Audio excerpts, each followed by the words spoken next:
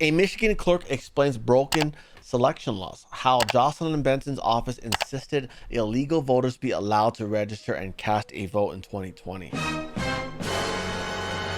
the Baldwin Township, in a small Michigan jurisdiction with just 1,600 residents and a smaller number of voters, so when a fake, what the hell is this?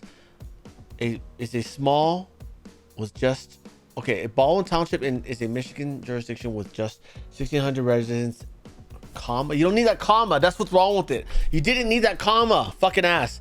And an even smaller number of voters. Got it. Fucking Ben Wetmore. Good lord. So when a fake registration was filed to vote in 2020 by a Canadian citizen, Clerk Kathy Pitsley knew that it wasn't a real voter, and she had the time to investigate and determine the voter wasn't real. The first danger sign was that I could never get a hold of them by phone or mail. Said, this is a quote by her, Clerk Kathy Pitsley.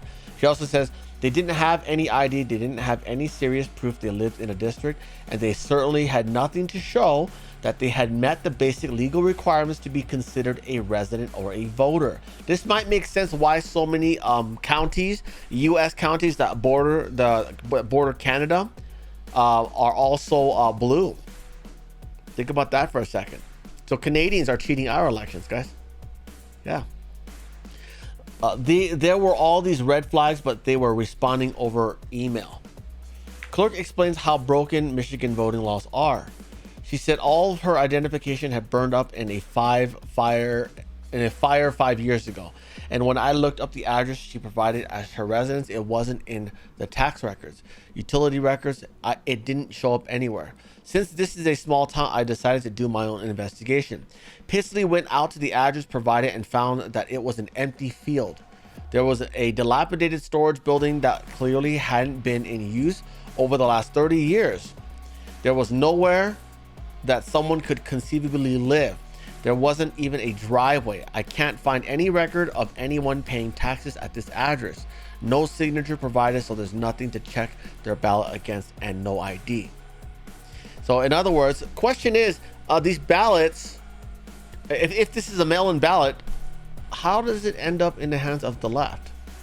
Because the USPS, the organization, the nationwide organization that got exemptions from the mandate, yeah, they're part of it. Okay, I'm not saying every county is, but in a lot of them. So Clerk Pitsley told the prospective voter that according to state law, there was nothing she could do without some proof of residence or proper identification. Within the hour, she had received a threatening call from the Secretary of State, however. The far-left Secretary of State, Jocelynn Benson, who oversees Michigan selections, was having her deputies in the Bureau of Elections threaten Pitsley to have the prospective voter registered immediately. They gave me 4 hours to have her registered or else. I didn't think this was a fight worth having. After pressure from the Secretary of State's office, she was forced to register the voter. So guess what? Now this person who's registered, Kathy Pitsley, might actually be in trouble for actually being the one who does it. I'm telling you, you guys need to like not let yourself get kicked around like this.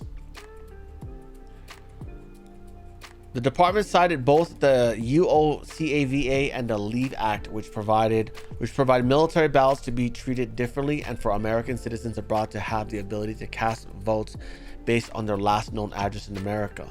Clerk Pitsley explained on the TGP, in quotes, this registration to vote came in without any identification, with an address that seemed suspect and with a story that wasn't credible, and she hadn't lived in America in over 30 years.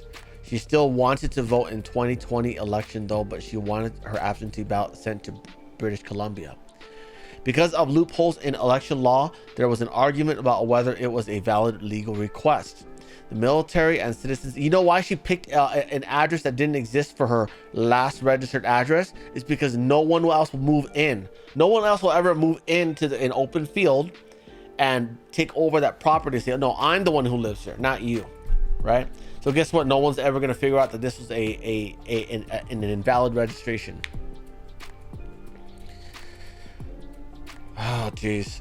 The military and citizens abroad voting laws allow anyone to register for an absentee ballot for any reason and turn it in via email. Clerks refer to these voters as UOCAVA voters, referencing the Uniformed and Overseas Citizens Absentee Voting Act, UOCAVA. She also says, my jurisdiction only has 1,600 people, but if you think this is for sure happening here, and I just happened to catch this, one, because it was so obvious. If it's happening elsewhere at the same rate, that's thousands of other illegal voters across the country. I wasn't able to confirm this with a real human being, but they were allowed to vote and cast an absentee ballot in 2020.